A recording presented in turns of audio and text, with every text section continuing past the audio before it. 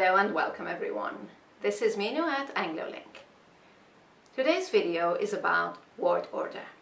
That's the way that native speakers arrange their words in a sentence. By the end of the video, you will have a good understanding of how to sequence your words to construct an English sentence. This will help you in two ways. First of all, it will improve your listening comprehension because you will be able to predict what type of information is likely to be next in a sentence. It will also improve your own fluency because by learning the English word order, you will be able to stop thinking in your own language and translating word for word into English. Now, I've divided this lesson into two parts.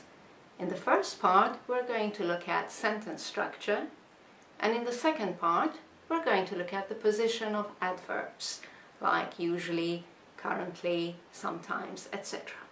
So please remember to subscribe so we can let you know when the second part of the lesson is online. When you're ready, we can begin with the first part of this lesson on word order. Word order, part 1. In this part, we're going to focus on sentence structure.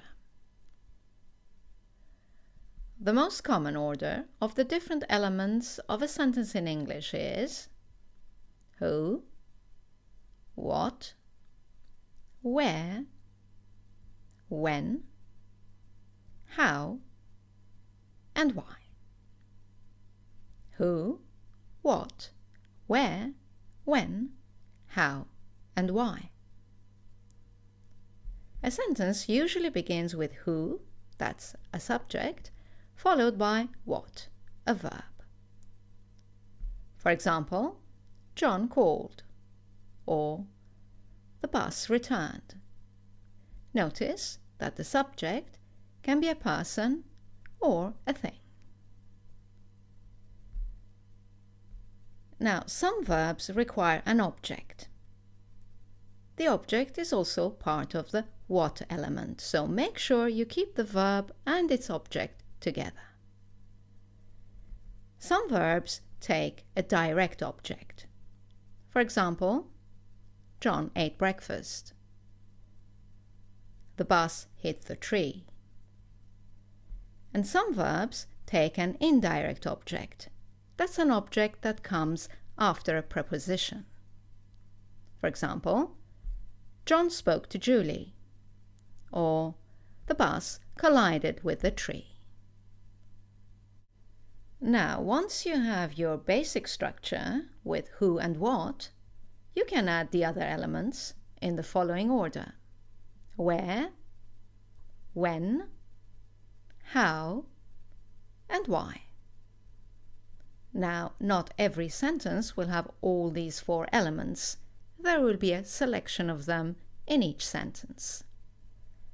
Let's look at some examples. John called. When? Earlier. And why? To cancel his appointment. John ate breakfast. Where? On the train. When? This morning. And why? Because he was late. The bus returned. Where? To the station. Why? To drop off the passengers. The bus hit the tree. How? With great force.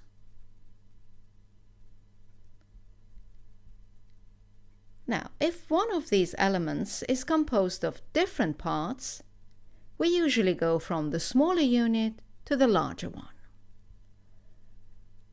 For example, if there are different elements of when, the conference started at 10 a.m. on Tuesday last week.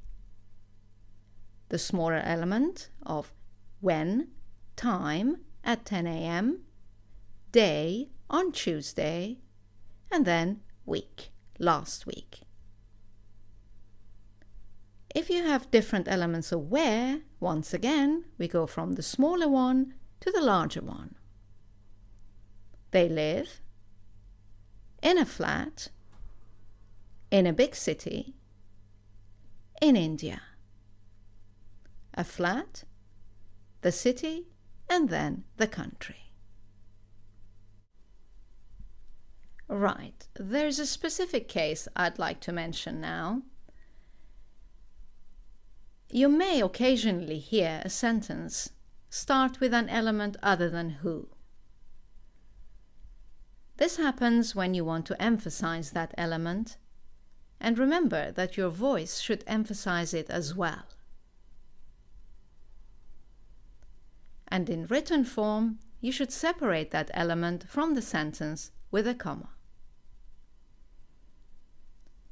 Just make sure that there's a good reason for emphasizing the element that you're putting at the beginning of the sentence, or you will sound unnatural. Let's look at some examples. Let's start with putting where at the beginning of a sentence. If we look at one of our earlier examples, for example, John ate breakfast on the train this morning, and put the element of where, that is, on the train, at the start of this sentence, you will notice that it doesn't sound very natural. On the train, John ate breakfast this morning, because there's no reason to emphasize this element. It's unnatural. However, if we contrast on the train with another place, for example, at the office, then we have a good reason to put this element at the beginning of the sentence. On the train, John was fine, but at the office, he felt sick. Let's look at an example where we put when at the beginning of the sentence. We had a sentence earlier, John called earlier to cancel his appointment. Let's put the element when, that's earlier, at the start. Earlier, John called to cancel his appointment. Again, as there is no particular reason to stress when, it sounds unnatural.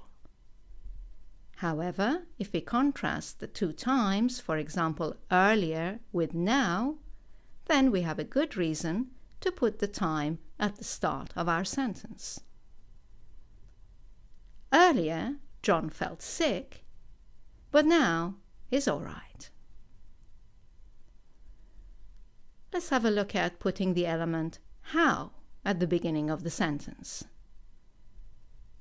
Our original sentence was, the bus hit the tree with great force. Put the how at the beginning. With great force, the bus hit the tree, and it sounds unnatural. But now let's add another element, make it into a little story, and there will be a reason for putting how at the beginning. For example, the bus swerved and with great force hit the tree. And then one final example, putting why at the beginning of the sentence. We had a sentence, the bus returned to the station to drop off the passengers.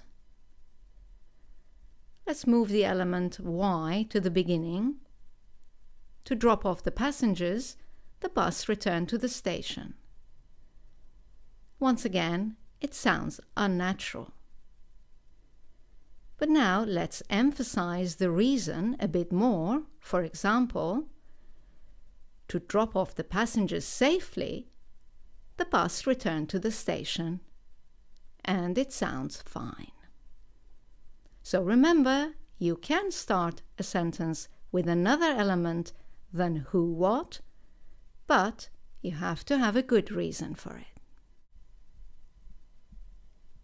Right, it's time now to look at some common mistakes.